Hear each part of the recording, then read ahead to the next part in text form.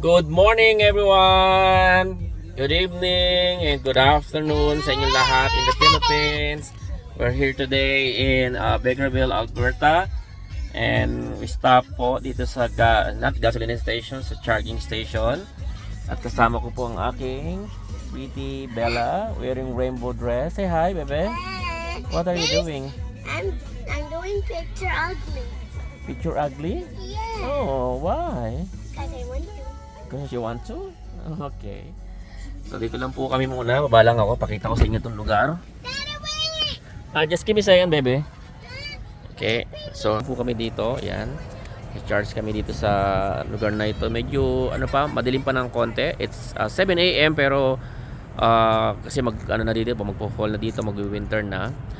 Yan, ito po yung Canadian Tire dito. Bilihan natin ng mga not electronics na mga may electronics na rin dyan po, appliances and Dollar Tree and gas, Walmart, and of course may Tim Hortons po doon.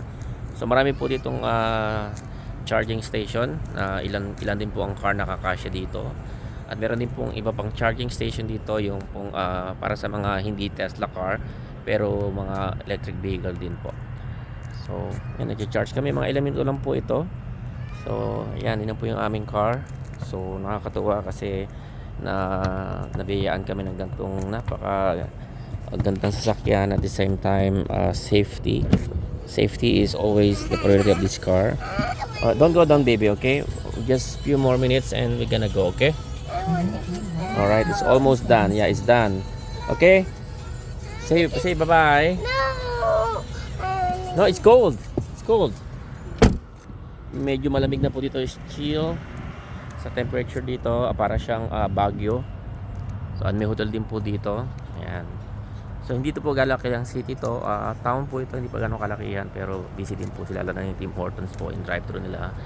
Ayan. Drive-thru ng Tim Hortons dito is quite busy. Ayan. Kasi morning coffee po. Mga tao mag-work po. So punta kami ng Tim Hortons muna. At mag-CR muna din. Punta kami ng Lloydminster. So Lloydminster, mag-charge din po ko doon. Kailangan ko i-pull po yung sasakyan kasi we're gonna drive to Kindersley. So ngayon po is we are at 55%. So sabi ng car, you have enough energy to continue on your trip. So isipin po niyan, pwede ko nang hinto yung pag-charge. At pwede na akong mag-drive papunta doon sa next station namin, which is Lloydminster. Doon na ako magpo-full charge po, no? So yan lang po, balik ko lang siya dito, tinanggal ko lang po dito, then automatic na po siya nagsara, no? Yan. So then pag-upo ko dito, pagtapa ko doon, mag-start na po siya. Yan, nag-start na po yung car ko, nag-adjust na rin yung seat ko automatically. And then click ko lang po yung okay.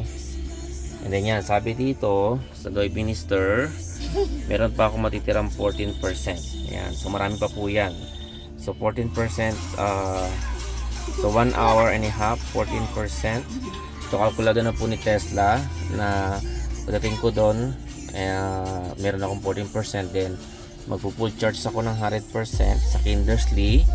Pag nag 100% ako doon, so then meron akong 31% matitira sa Kindersley. I-charge ko na lang po doon sa aming bahay doon. Ano po? Okay. Ano po? Antabayanan niyo po ulit yung aking vlog mamaya. Salamat po and magandang umaga and God bless everyone sa inyong lahat.